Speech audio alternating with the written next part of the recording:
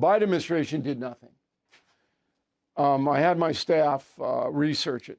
The Biden administration, according to a number of sources, we did the math, unfroze $16 billion in assets and gave it to Iran.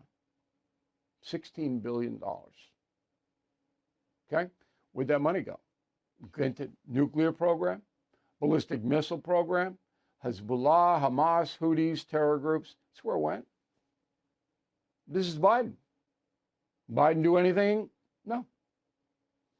Treaty after treaty after treaty, Iranians broke every single accord. And this goes back to 2009 with Barack Obama. You remember John Kerry was the big point man. You know, every single deal they broke. Every one. So it got to the point where President Trump had to bomb their nuclear facilities last June. I mean, this is historical facts. I'm giving you facts. I'm not saying we'll see. I'm not doing this mumbo jumbo. I'm giving you the facts. And these people are horrendous. And thank God 50 of them at least are dead. All right. Now, the administration obviously has to justify its cause to the American people, which is correct. I mean, they answered us, and we need to know why this is happening. Here's what Secretary of State Rubio said yesterday. Go.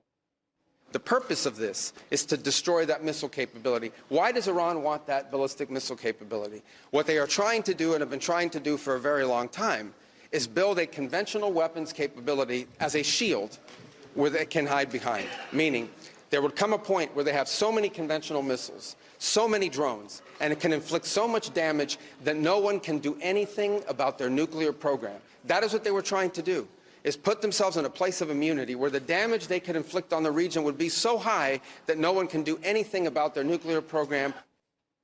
All right. What the Secretary of State will not say is that the timing of this synced up with the protests in Iran that we saw the last few weeks. Estimated 30,000 dead. I can't vouch for that number. Very hard to get an accurate number. There's no reporters in Iran. But they killed a lot of protesters, they the mullahs. Okay. That's why Trump is saying, hey, we might have an opportunity here. If we downgrade their weapons, which is obviously what's happening now, maybe the Persians will rise up and throw them out, as they did with the Shah in 1979. If you really want to know about this, you read Confronting Evil. Okay. But most Americans don't want to know about it. They're too lazy to know about it. And I'm sorry to be supercilious here, but it's true. You hand them a map and say, where's Iran? They don't know. Okay, they don't know. And they don't care.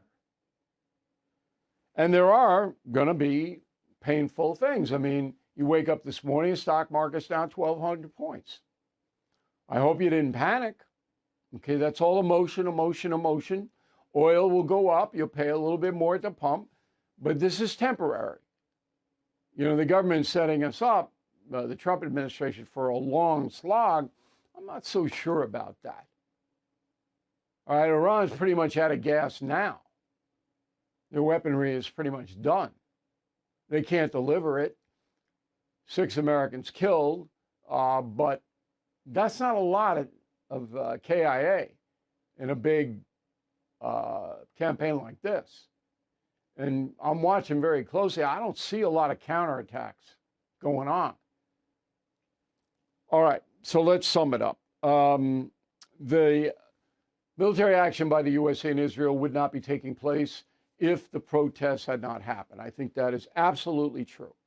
President Trump didn't want the military action. I explained this to you earlier. I spoke with him on the phone for a good while, 3 weeks ago today, and he said, I want to make a deal. And I was a little skeptical about that, and I pointed out to him that Iran broke every deal with the Biden administration. Every single one they broke, all right? But Trump wanted to make a deal. Couldn't. They wouldn't agree. So time was right. And that's the memo.